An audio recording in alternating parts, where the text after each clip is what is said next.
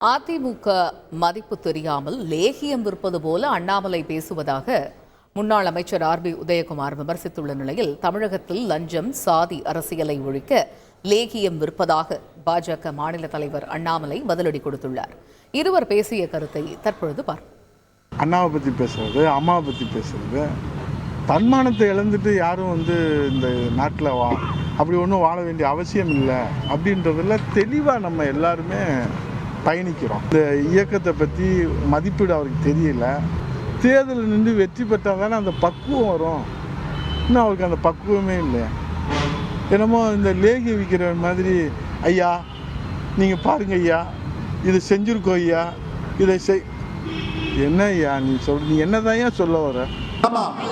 நான் லேகியம் விற்றுக் கொண்டிருக்கின்றேன். எதற்கு லேகியம் விற்கிறேன்னா, லஞ்சத்தை சரி செய்வதற்காக லேகியம் விற்கிறேன். குடும்பாட்சியை அப்புறப்படுத்துவதற்காக லேகியம் விற்கின்றேன். ஜாதி அரசியல் வேண்டாம் என்பதற்காக லேகியம் விற்கிறேன். அடாவடித்தனமான அரசியல் தமிழகத்தில் இருக்கக்கூடாது என்பதற்காக இந்த லேகியம் விற்கிறேன். செய்திகளை உடனுக்குடன் தெரிந்து கொள்ள உடனே சப்ஸ்கிரைப் பண்ணுங்க.